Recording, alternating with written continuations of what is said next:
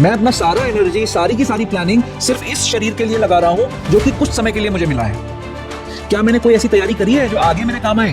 खरगोश भी यही सोचता है, यावत जीवित सुखम जीवित, सामने लोमड़ी आ गई तो अपनी आंखें बंद कर लेता है। हाँ, जमीन के अंदर अपना सर दबा देता है कि उसको लोमड़ी दिखना बंद हो जाती है, सोचता है मैं तो सुखी हूं। तो हम लोग थोड़े समय के लिए 5 दिन की यात्रा करने के लिए भी हम विचार करते हैं कि हमें कहां जाना है।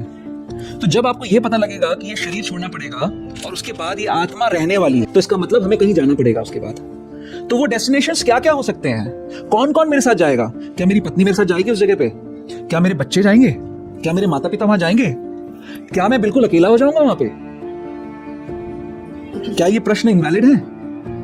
आपको अगर कहीं जाना हो तो आप सोचोगे ना, कैसे जाऊंगा? गाड़ी ले जाएगी ना मुझे, गाड़ी में पेट्रोल है, हवा ठीक है उसके अंदर, गाड़ी बीच में खराब तो नहीं हो जाएगी? अगर बीच में मुझे कुछ जरूरत पड़ी तो मेरा साथ कौन देगा? कौन कौन मेरे साथ जा रहा है? और वहां जाऊंगा, अगर अकेले कहीं जाना पड़ा तो वहां पे क्या करूंगा? बोर हो जाऊंगा। तो मुझे किसी के साथ जाना है, कोई मेरे साथ होना चाहिए, मेरा प्रेमी, मेरी प्रेमिका मेरे साथ होनी चाहिए, उसको लेके जाऊंगा मैं। तो ये सारे प्रश्न खड़े होने चाहिए हमारे सामने जब हमें यह जानकारी मिले कि शरीर नश्वर है लेकिन आत्मा तो नश्वर नहीं है, इसको कहीं ना कहीं जाना होगा।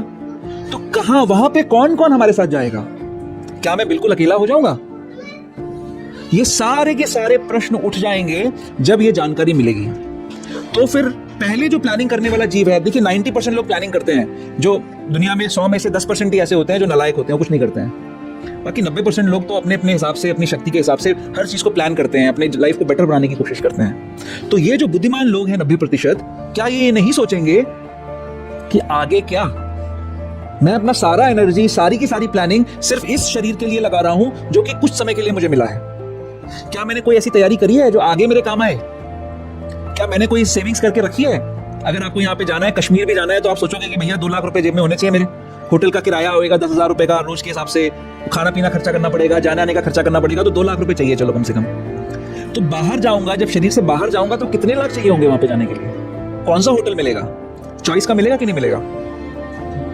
ये कभी नहीं सोचा हमने, ये हमने कभी नहीं सोचा। भगवान इसीलिए ये 3 श्लोकों के अंदर भगवान दर्शन करा रहे हैं, हमें बोल रहे हैं कि कौन देखता है, देखने वाला कौन है? बाकी तो सब आंख वाले अंधे हैं, उनको कुछ दिख नहीं रहा है, वो अंधी दौड़ में भागे चले जा रहे हैं कि बस यही है जो कुछ है अभी मेरे पास है। चारवाक के शिष्य हैं सारे के सारे, कि यावत जीवित सुखम जीवित। मूर्खता, ये खरगोश की फिलॉसफी है। चारवाक ने संस्कृत में जरूर ये श्लोक बोला है, लेकिन उसकी औकात खरगोश से ज्यादा की नहीं है। खरगोश भी यही सोचता है, यावत जीवित सुखम जीवित, सामने लोमड़ी आ गई तो अपनी आंखें बंद कर लेता है। हाँ, जमीन के अंदर अपना सर दबा देता है कि उसको लोमड़ी दिखना बंद हो जाती है, सोचता है मैं तो सुखी हूं।